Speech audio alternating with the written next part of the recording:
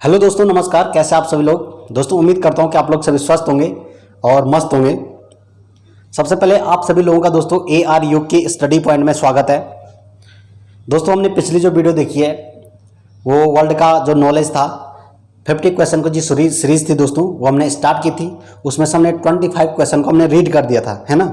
और उससे आगे जो क्वेश्चन छूट गए थे उनको हम आज यहाँ पर रीड करेंगे। ठीक है दोस्तों, सबसे पहले आप सभी लोगों के लिए एक खुशखबरी है। खुशखबरी ये है कि उत्तराखंड फॉरेस्ट गार्ड की भर्ती बहुत जल्द शुरू होने वाली है, तो इसलिए आप लोग तैयारी को मत छोड़िए दोस्तों। तैयारी कभी ना कभी जरूर काम आती है दोस्तों, है ना। तो जो क्वेश्चन छूट गए थे उनको हम यहाँ पर आज डिस्कशन करेंगे। तो यदि आप लोगों ने अभी तक पिछली वीडियो नहीं देखी दोस्तों, तो आप यूट्यूब पे जाके ARU के स्टडी पॉइंट सर्च कीजिए। साथ ही प्लेलिस्ट के माध्यम से आप लोगों को सारी वीडियो देखने को मिल जाएगी, जितने भी हमने अभी तक इस चैनल के माध्यम से वीडियो को देखे हैं। ठीक है दोस्तों, चलिए वीडियो की शुरुआत करते हैं। हमने 25 क्वेश्चन तक यहाँ पर देख लिया था कि निम्नलिखित में से कौन सा देश लैंड ऑफ थंडरबोल्ट, एक बार फिर रिपीट कर रहा हूँ कि लैंड ऑफ थंडरबोल्ट के नाम से जाना जाता है। तो इसका जो हमारा राइट आंसर था दोस्तों वो हमारा भूटान था। यानी लैंड ऑफ थंडरबोल्ट किसको कहते हैं? वज्रपात की भूमि को क्या कहते हैं? लैंड ऑफ थंडरबोल्ट के नाम से जाना जाता है। और वो कौन सा देश था? वो था भूटान। यहाँ तक हमने कंप्लीट देख लिया था। ठीक है दोस्तों, और आज हमारा जो क्वेश्चन होगा 26 से स्टार्ट होगा। हम जो क्वेश्चन देखेंगे आज 26 क्वेश्चन हम यहाँ पर स्टार्ट करेंगे। ठीक है दोस्तों, यदि आप लोगों को वीडियो पसंद आती है तो वीडियो को लाइक कीजिए, कमेंट कीजिए और शेयर जरूर कीजिए दोस्तों। उन लोगों तक भी ये नॉलेज जरूर पहुँचाइए जो लोग बेसिक से गवर्नमेंट जॉब की तैयारी करना चाहते हैं। ठीक है दोस्तों, 26 क्वेश्चन है, विश्व विख्यात डोनवास कोयला क्षेत्र किस देश में स्थित है?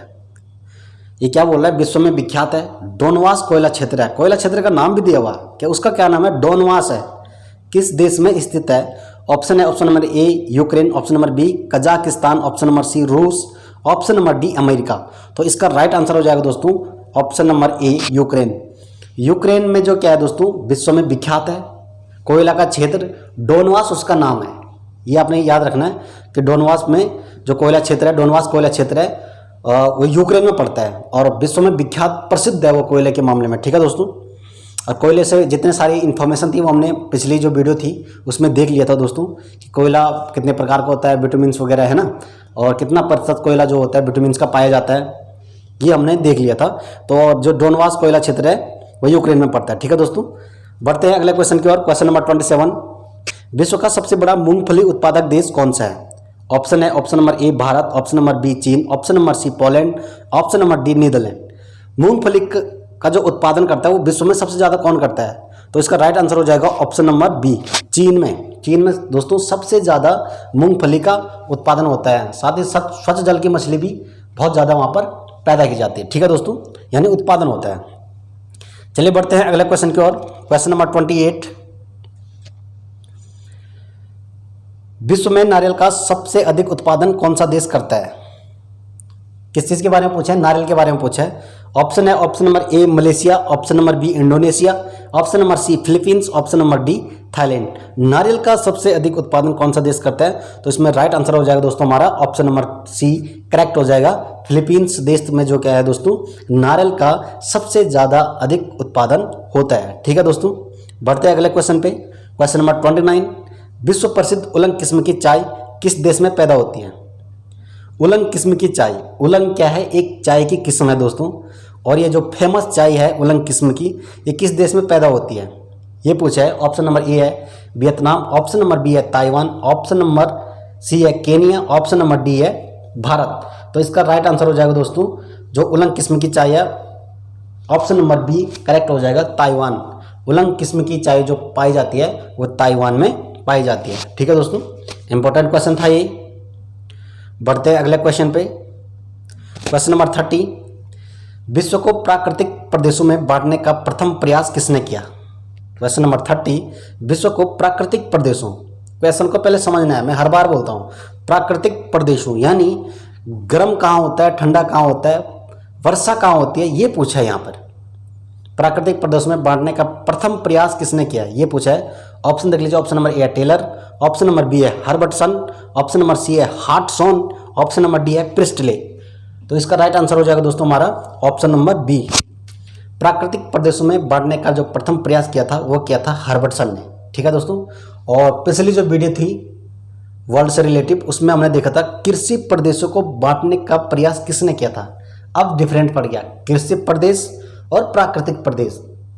तो प्राकृतिक प्रदेश को हमने यहाँ पर देख लिया, हर्बर्टसन ने प्रथम प्रयास किया था बांटने का, और कृषि प्रदेश को जो प्रयास किया था बांटने का वो किसने किया था, डी हिटलसी ने। ठीक है दोस्तों, तो ये याद रखना है, माइंड में एकदम इन क्वेश्चन को सेलेक्ट करके चलना है। ठीक है दोस्तों, बढ़ते हैं अगले क्वेश्चन पे, क्वेश्चन नंबर 31।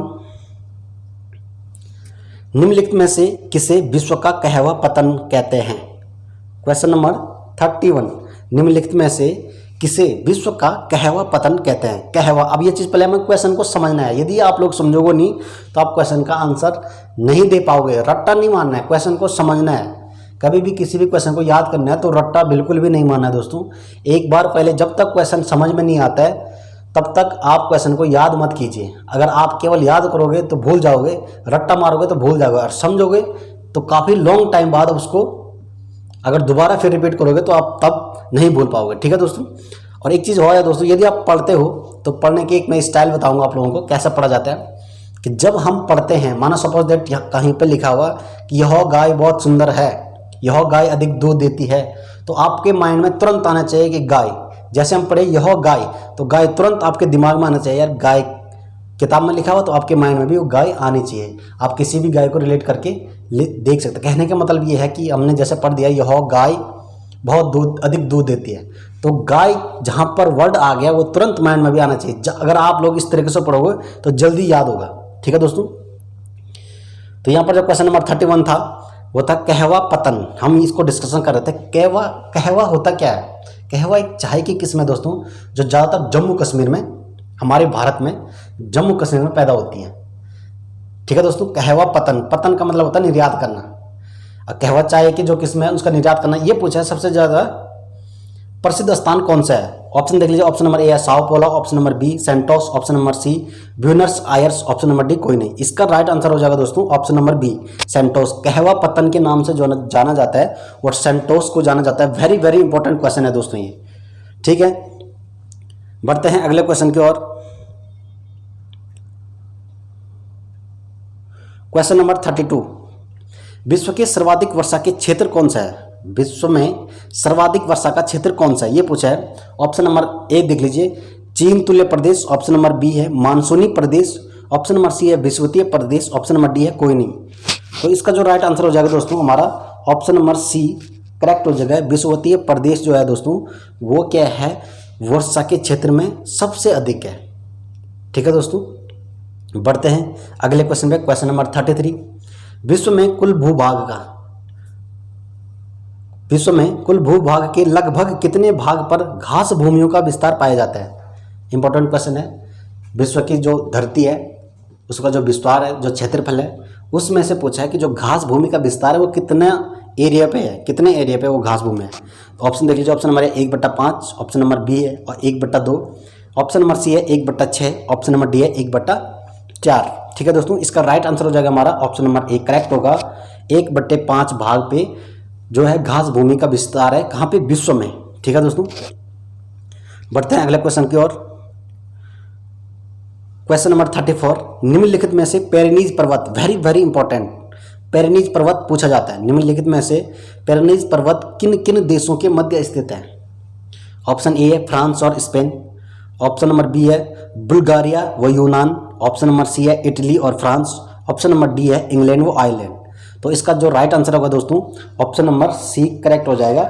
इटली और फ्रांस के बीच जो है पेरिनीज पर्वत स्थित है। ठीक है दोस्तों, क्वेश्चन नंबर 34 हमारा यहाँ पर कंप्लीट हो गया है। ठीक है दोस्तों, बढ़ते हैं अगले क्वेश्चन की ओर। क्वेश्चन नंबर 35, निम्नलिखित में से किसको वेनिसिंग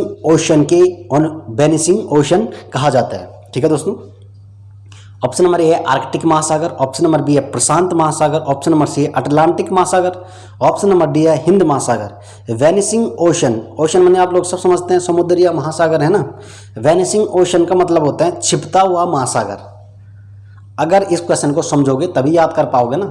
अगर आपने पढ़ दिया कि वेनिसिंग ओशन किसको कहते हैं, यहाँ पर तो आपने रट्टा मार दिया कि आर्कटिक महासागर को कहते हैं, ठीक। लेकिन अगर यही क्वेश्चन आपको अगर दूसरे तरीके से पूछा गया कि कि निम्नलिखित में से किसको छिपता हुआ महासागर कहा जाता है, आप कंफ्यूज हो जाओगे। इसलिए मैं कह रहा हूँ कि दोनों चीज़ को कंपैरिजन करके पढ़ना है, समझना है ये पूछ क्या रहा है। वेनिसिंग ओशन का मतलब होता है छिपता हुआ महासागर, इसको हिंदी में बोलते हैं छिपता हुआ महासागर। अगर एक क्वेश्चन कभी भी पूछा जाता है तो आप या ऐसे याद कर लो, वेनिसिंग ओशन, छिपता हुआ महासागर, एक ही बात है। ठीक है दोस्तों, तो इसका हमारा राइट आंसर हो जाएगा ऑप्शन नंबर ए, करेक्ट हो जाएगा आर्कटिक महासागर। आर्कटिक जो महासागर है उसको वेनिसिंग ओशन कहा जाता है, यानी छिपता हुआ महासागर कहा जाता है। ठीक है दोस्तों, बढ़ते हैं अगले क्वेश्चन की ओर। क्वेश्चन नंबर 36, कील नहर, वेरी वेरी इंपॉर्टेंट और पूछा जाता है 1 नंबर का। ग्रुप सी के एग्जाम में दोस्तों यही क्वेश्चन पूछे जाते हैं जो वर्ल्ड से रिलेटिव होते हैं, है ना। 1 नंबर के क्वेश्चन एकदम से तुरंत से शॉर्ट में ही पूछ लेता है। कील नहर किन 2 सागरों को जोड़ती है? क्वेश्चन नंबर 36 था, कील नहर किन 2 सागरों को जोड़ती है? ऑप्शन है जॉर्डन व लाल सागर, उत्तरी सागर व प्रशांत सागर, ऑप्शन नंबर सी बाल्टिक सागर व उत्तरी सागर, ऑप्शन नंबर डी कोई नहीं। तो इसका राइट आंसर होगा दोस्तों ऑप्शन नंबर सी, करेक्ट हो जाएगा बाल्टिक सागर व उत्तरी सागर। कील नहर, समझ गए दोस्तों, कील नहर किन 2 सागरों को जोड़ती है? एक नहर है, उसके अगल बगल 2 सागर है। जो 2 सागर है दोस्तों उसको पूछा है, कौन कौन से सागर है? बाल्टिक सागर है, एक उत्तरी सागर, उनके मध्य बीच से क्या हो, कील नहर बहती है। इन दोनों को क्या करती है, वो आपस में जोड़ देती है। इंपॉर्टेंट क्वेश्चन है। ठीक है दोस्तों, बढ़ते हैं अगले क्वेश्चन की ओर। क्वेश्चन नंबर 36, चीन का शोक किस नदी के लिए प्रयोग किया जाता है? क्वेश्चन नंबर 37, चीन का शोक किस नदी के लिए प्रयोग किया जाता है? यानी चीन का शोक जो कहने का मतलब है, इस नदी की वजह से दोस्तों चीन में बहुत तबाही होती है, तो इसलिए इसको चीन का शोक कहा जाता है। कौन सी नदी है ये देखना है। ऑप्शन नंबर देख लीजिए, option number A Yangtze, option number B Salween, option number C Hwang Ho, option number D Amur. तो इसका राइट आंसर होगा दोस्तों ऑप्शन नंबर सी हांग हो, जो नदी है चीन की। देखो नाम भी कैसा अजीब सा है ना। हांग हो जो नदी है चीन की, उसको चीन का शोक कहा जाता है। इस नदी की वजह से चीन में बहुत सारी तबाही होती है, हर बार इस नदी में बाढ़ आती है चीन में। ठीक है दोस्तों, इसलिए इसको चीन का शोक कहा जाता है। कौन सी नदी? हांग हो। बढ़ते हैं अगले क्वेश्चन की ओर। क्वेश्चन नंबर 38, महाबली गंगा किस देश की सबसे बड़ी नदी है? क्वेश्चन नंबर 38, महाबली गंगा किस देश की सबसे बड़ी नदी है? क्या पूछा? सबसे बड़ी नदी है। ऑप्शन देख लीजिए, ऑप्शन नंबर ए है थाईलैंड, ऑप्शन नंबर बी है इंडोनेशिया, ऑप्शन नंबर सी है श्रीलंका, ऑप्शन नंबर डी है म्यांमार। तो इसका जो राइट आंसर होगा दोस्तों ऑप्शन नंबर सी, करेक्ट हो जाएगा श्रीलंका। महाबली गंगा किस देश की सबसे बड़ी नदी है? तो ये श्रीलंका की सबसे बड़ी नदी है। ठीक है दोस्तों, क्वेश्चन नंबर 39, क्वेश्चन नंबर 39 है, टिग्रिस नदी किस देश में बहती है? टिग्रिस नदी किस देश में बहती है? ऑप्शन देख लीजिए, ऑप्शन नंबर ए है ईरान, ऑप्शन नंबर बी है इराक, ऑप्शन नंबर सी है कुवैत, ऑप्शन नंबर डी है अमेरिका। तो इसका जो राइट आंसर होगा दोस्तों ऑप्शन नंबर बी हमारे यहाँ पर करेक्ट हो जाएगा। टिग्रिस नदी जो है वो इराक में बहती है। इंपॉर्टेंट क्वेश्चन है दोस्तों ये, 1 नंबर के लिए झट से पूछ देता है कि टिग्रिस नदी किस देश में बहती है? तो इराक में बहती है। ठीक है दोस्तों, बढ़ते हैं अगले क्वेश्चन की ओर। क्वेश्चन नंबर 40, अफगानिस्तान का हेलमंद प्रांत किसकी खेती के लिए प्रसिद्ध है? अफगानिस्तान का हेलमंद प्रांत किसकी खेती के लिए प्रसिद्ध है? ऑप्शन देख लीजिए, ऑप्शन नंबर ए अफीम, ऑप्शन नंबर बी है कपास, ऑप्शन नंबर सी है तंबाकू, ऑप्शन नंबर डी है गेहूं। तो इसका जो राइट आंसर होगा दोस्तों हमारा औ से अफगानिस्तान और औ से अफीम, ऐसे याद कर लो इसको, है ना। क्वेश्चन नंबर जो 40 है, औ से अफगानिस्तान, औ से अफीम की खेती के लिए अफगानिस्तान का जो हेलमंद प्रांत है वो क्या है दोस्तों, सबसे ज़्यादा प्रसिद्ध है किसकी खेती के लिए? अफीम की खेती के लिए। ठीक है दोस्तों, बढ़ते हैं अगले क्वेश्चन की ओर। वेरी वेरी इंपॉर्टेंट, इस वीडियो का सबसे इंपॉर्टेंट क्वेश्चन है दोस्तों ये। 90 ईस्ट रिज नामक जलमग्न ज्वालामुखी, ध्यान से समझना, ध्यान से सुनना। 90 ईस्ट रिज नामक जलमग्न ज्वालामुखी किस महासागर में स्थित है? ठीक है दोस्तों, तो जो 90 ईस्ट रिज नामक जलमग्न ज्वालामुखी है किस महासागर में स्थित है? ऑप्शन नंबर ए देख लीजिए अटलांटिक महासागर, ऑप्शन नंबर बी हिंद महासागर, ऑप्शन नंबर सी प्रशांत महासागर, ऑप्शन नंबर डी आर्कटिक महासागर। पहले इसको समझना क्वेश्चन क्या कर रहा है। 90 ईस्ट रिज नामक, 90 ईस्ट रिज इसका नाम है, और ये ज्वालामुखी कैसे जलमग्न है, यानी जल के अंदर से ज्वालाओं को बाहर लाता है। कहने का मतलब ये है, जल के अंदर से जो ज्वालामुखी की लपटें हैं उसको बाहर लाता है, जलमग्न ज्वालामुखी। समझ रहे हैं ना कहने का मतलब क्या है? ये इंपॉर्टेंट क्वेश्चन है इस वीडियो का, याद रखना दोस्तों। और ये किस महासागर में स्थित है ये पूछा है, तो इसका हमारा राइट आंसर हो जाएगा ऑप्शन नंबर बी, हिंद महासागर। ऑप्शन नंबर बी करेक्ट होगा। हिंद महासागर में 90 ईस्ट रिज नामक जो जलमग्न ज्वालामुखी है वो यहाँ पर क्या है स्थित है। ठीक है दोस्तों, इसके चारों ओर क्या है पानी है और पानी को चीरता हुआ फाड़ता हुआ ज्वालामुखी बाहर निकलता है, इसलिए इसको क्या बोलते हैं जलमग्न ज्वालामुखी। ठीक है दोस्तों, और किस महासागर में? हिंद महासागर में। बढ़ते हैं अगले क्वेश्चन की ओर।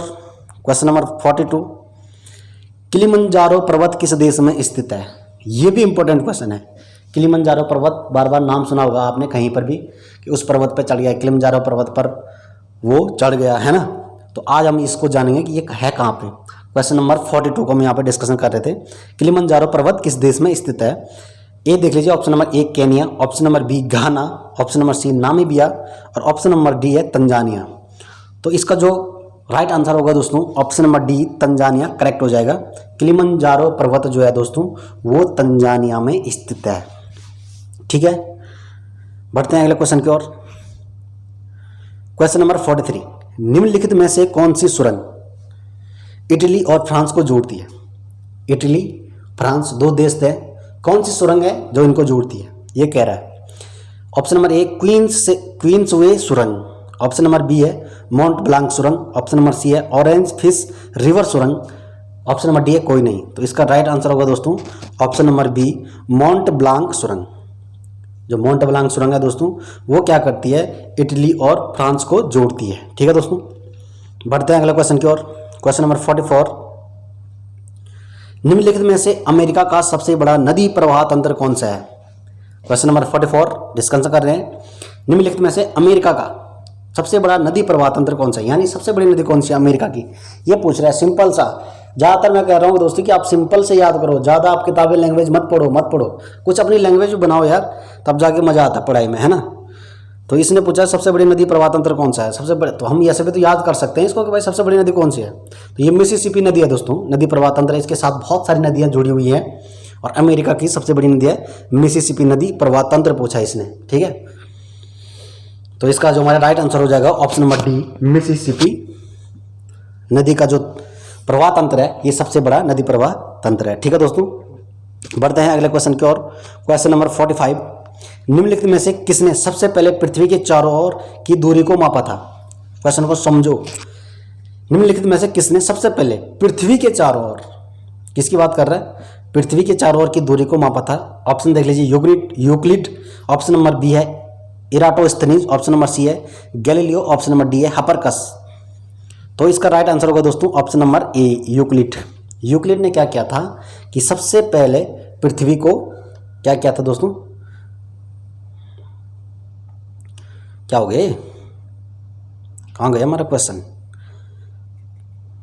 तो हम क्वेश्चन नंबर 45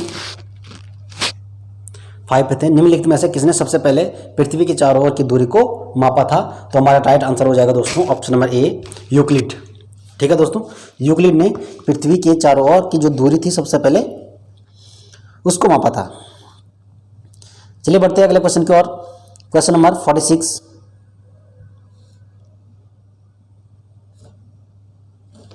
भ्रंश के बीच में भूमि के ऊपर उठने से, क्वेश्चन नंबर 46, भ्रंश के बीच में भूमि के ऊपर उठने से किस प्रकार के पर्वतों का निर्माण होता है? समझ रहे हैं ना क्वेश्चन।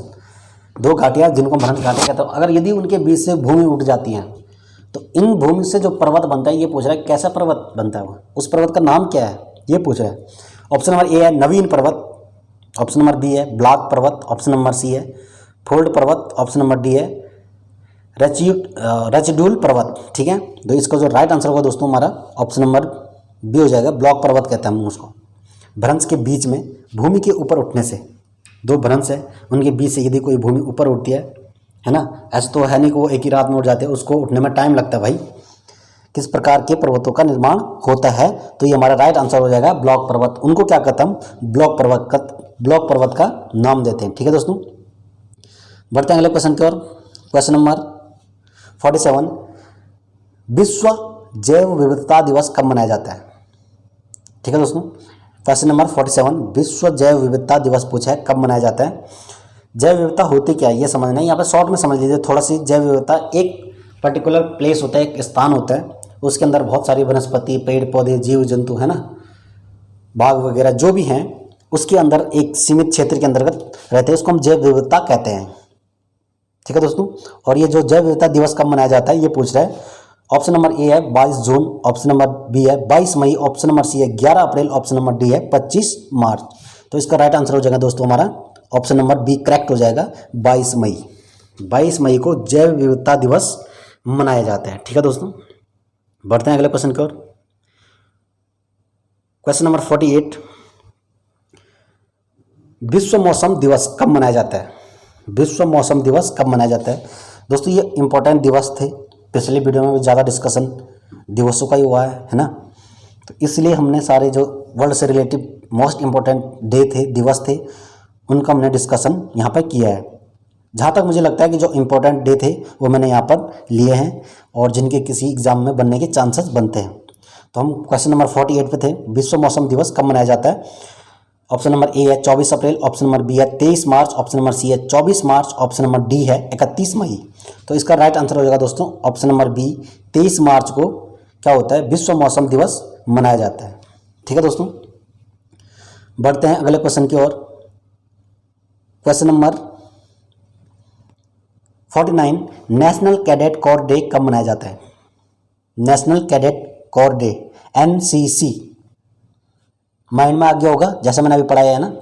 कोई भी चीज़ हम पढ़ते हैं तो तुरंत आप लोगों में से बहुत सारे ने एनसीसी किया होगी अपने स्कूल के माध्यम से।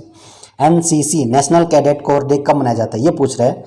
ऑप्शन नंबर ए है 31 जनवरी, ऑप्शन नंबर बी है 22 जनवरी, ऑप्शन नंबर सी है 25 दिसंबर, ऑप्शन नंबर डी है 23 नवंबर, 23 नवंबर। ठीक है दोस्तों, तो जो राइट आंसर हो जाएगा हमारे यहाँ पर करेक्ट हो जाएगा ऑप्शन नंबर डी, 23 नवंबर को नेशनल कैडेट कोर डे मनाया जाता है, एनसीसी। ठीक है दोस्तों, बढ़ते हैं अगले क्वेश्चन की ओर। क्वेश्चन नंबर 50 और इस वीडियो का अंतिम क्वेश्चन है ना। अंतर्राष्ट्रीय स्वतंत्र प्रेस दिवस कब मनाया जाता है? अंतर्राष्ट्रीय स्वतंत्र प्रेस दिवस कब मनाया जाता है? ऑप्शन ए है 1 मई, ऑप्शन नंबर बी है 3 मई, ऑप्शन नंबर सी है 11 मई, ऑप्शन नंबर डी है 12 मई। तो इसका राइट आंसर होगा दोस्तों ऑप्शन नंबर बी करेक्ट हो जाएगा, 3 मई को अंतर्राष्ट्रीय स्वतंत्र प्रेस दिवस मनाया जाता है। तो दोस्तों ये थी आज की वीडियो। आई होप आप लोगों को वीडियो पसंद आई होगी दोस्तों। और जैसे मैंने आप लोगों को बताया दोस्तों कि अपनी पढ़ाई को कभी मत छोड़ो यार, चाहे आप जॉब की तैयारी कर रहे हो चाहे ना कर रहे हो, कम से कम आपको ज्ञान तो रहेगा, नॉलेज तो रहेगा। यदि आप पढ़ाई करते हैं तो ज़रूरी थोड़ी नहीं है कि भाई हमें नौकरी लगनी है ना। ये भी तो हो सकता है हमारे अंदर ज्ञान का भंडार बन जाए और आप किसी भी फील्ड में इस ज्ञान को अप्लाई कर सकते हैं। ज़रूरी नहीं दोस्तों कि आपको केवल गवर्नमेंट ही जॉब लगना है ना। किसी भी फील्ड में यदि आप ज्ञान लेते हैं तो ज्ञान हमारा काम आता है। ठीक है दोस्तों, तैयारी करते हुए मंजिल जरूर मिलेगी दोस्तों, है ना।